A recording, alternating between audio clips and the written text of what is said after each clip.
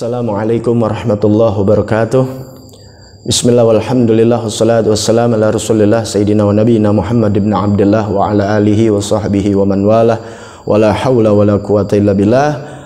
Bertemu lagi dengan Habib Betawi dalam konten Madza Qala Iblis atau Apa Kata Iblis, episode yang ke-20. Bagi yang baru menyimak, silahkan subscribe, like, dan bunyikan loncengnya agar dapat info, update, notifikasi yang terbaru dari konten-konten yang bermanfaat dari channel Habib Betawi. Baik, episode yang sebelumnya yaitu episode yang 19, silakan saksikan ya, agar kalian lebih mengerti konten demi konten ya, episode demi episode dari pertama sampai yang ke-19. Baik, episode yang ke-20. Lanjutan percakapan, perbincangan antara baginda Nabi besar Muhammad sallallahu alaihi wasallam dengan iblis laknatullah. Rasulullah bertanya kepada iblis, qala fa kaifa ta'kul? Hai iblis, bagaimana engkau makan? Engkau makannya bagaimana? Dijawab oleh iblis, qala bishimali wa bi usbu'i. Saya ini makan pakai jari-jari tangan kiri. Ingat tuh, iblis makan dengan tangan kiri. Sesuailah dengan hadis Nabi Muhammad sallallahu alaihi wasallam, inna syaitan ya'kul wa yashrab bishimali. Setan makan minum pakai tangan kiri. Tahan, jangan pernah, apalagi ngaku ustadz, ngaku guru-guru ya, yang awam pun nggak boleh, apalagi ustadz. Siapapun dia mengaku muslim, jangan pernah makan pakai tangan kiri. Mengambil sesuatu yang baik pun dengan tangan kiri, jangan.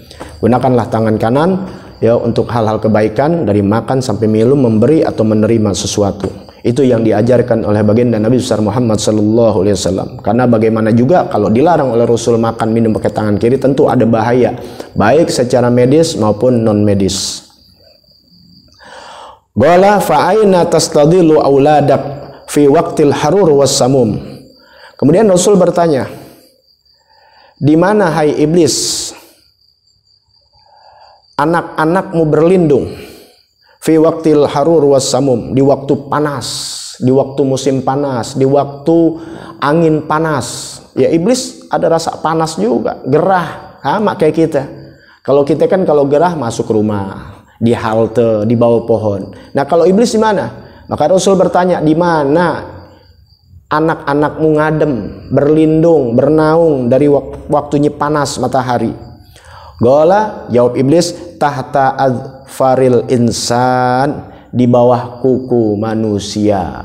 Makanya kuku jangan panjang ya, kuku demen-demen panjang. Kalau film setan lihat tuh kukunya panjang-panjang. Nah, kita orang Islam nggak diajarkan untuk panjang kita punya kuku. Kenapa? Karena panjang kuku ini adalah tempat berlindungnya anak-anak iblis, yaitu para syaitan.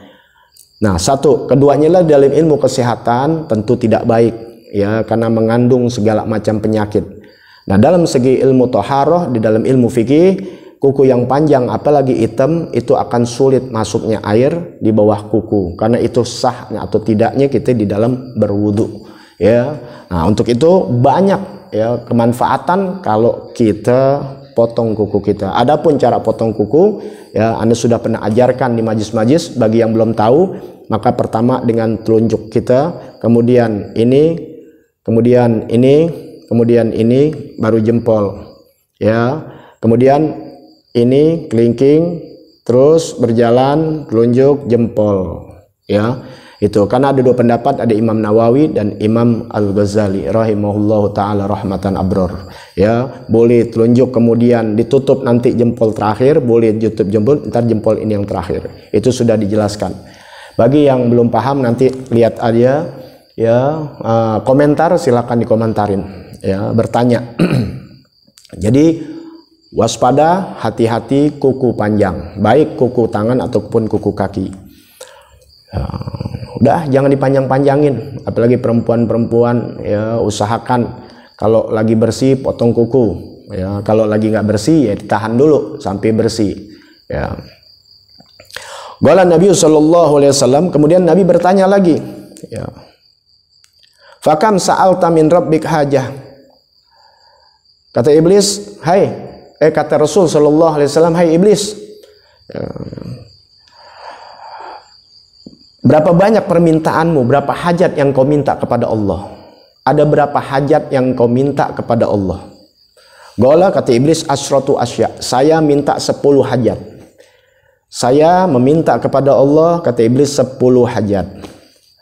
Qala famahiyya ya la'in, kata Nabi, famahiyya ya la'in, apa aja itu iblis, hai yang terlaknat, apa aja yang 10? Qala, kata iblis, sa'altu an yashrukani ya an yashrukani fi bani Adam fi malihim wa waladihim fa asyrakani fihim. Aku meminta kepada Allah agar Allah memberikan aku izin untuk bisa mensekutukan pada Bani Adam, untuk bisa ikut campur kepada anak Adam, maksudnya kepada manusia, di dalam hal harta mereka dan anak mereka. Maka Allah kasih aku untuk bisa mensekutukan mereka. Tuh. Wadzalika qaulu ta'ala, kata iblis, sesuai firman Allah Subhanahu wa taala dalam Al-Qur'an. Ya, memang ada di dalam Al-Qur'an. Apa firmannya? Wasyarrikhum fil amwali wal aulad wa'idhum wa ma ya'iduhum syaitan illa gurura. Tuh, Allah kasih izin kepada syaitan. Sekutukan mereka, yaitu sekutukan manusia di dalam harta-harta mereka dan anak-anak mereka. Wa'idhum, janjikan mereka. Buai. Makanya hati-hati dengan harta dan anak-anak. Karena bisa jadi harta dan anak menyebabkan kita masuk surga, tapi bisa juga anak dan harta kita memasukkan kita ke dalam neraka. Janjikan mereka, kata Allah Ta'ala. Siasat kita, diuji kita melalui harta dan anak syaitan yang turut campur di hal tersebut. Kemudian kata Allah Ta'ala, wa ma ya'iduhumu syaitan illa gurura. Tapi kita harus tahu, setan tidak akan memberikan janji kepada mereka manusia kecuali hanya tipuan. Ya. Kemudian kata iblis lagi, daripada yang diminta kepada Allah Ta'ala, wa kullu malin la yuzakki fa inni akilu minhu. Setiap harta yang tidak pernah dizakatkan, maka aku makan dari harta tersebut, kata iblis. Wa akilu min ta'amin khalatahur riba wal haram. Dan saya juga makan daripada makanan yang bercampur dari harta riba.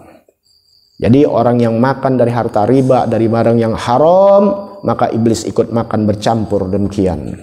Wa kullu malin la yata'awwadz alaihi minasyaitonir rajim, dan sesungguhnya harta yang tidak diberikan perlindungan atas syaitan yang tadi, ya, itu makanan daripada makanan syaitan. Wa kullu man lam yata'awwadz indal jima' idza jama'a zaujatahu, ya, fa inna syaitan yujami' mahu. Dan kata iblis nih, setiap insan, setiap manusia, apalagi dia mengaku Islam, mengaku Muslim, dia tidak ta'awud, tidak berlindung kepada Allah.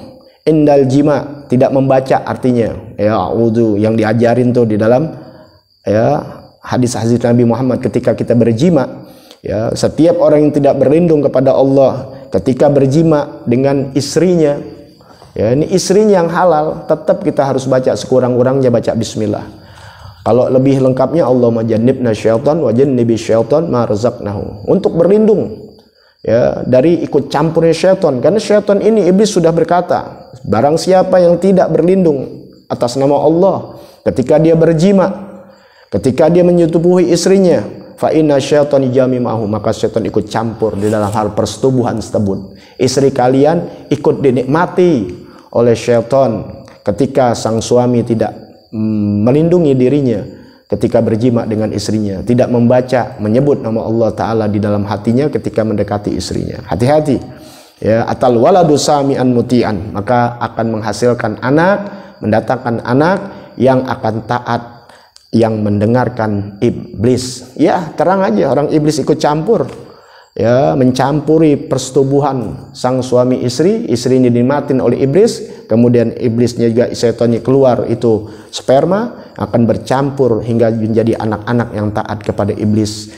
taat kepada syaitan. Naudzubillah min dzalik. Maka pelihara, bagaimana kalau orang yang berselingkuh, bagaimana orang yang mengerjakan perbuatan-perbuatan haram yang dilarang, yang dimurkai oleh Allah Subhanahu wa taala. Wala taqrabu zina, jangan kau dekati zina. Ya, begitu dahsyatnya dosanya, ya, yang halal saja sama istri tidak boleh mesetubuhinya. Ada cara-caranya kecuali dengan apa yang diatur oleh ajaran agama. Nah, bagaimana kalau perbuatan tersebut perbuatan yang dilarang oleh Allah Subhanahu wa taala? Maka apa yang terjadi? Ya, keluarlah anak-anak zina.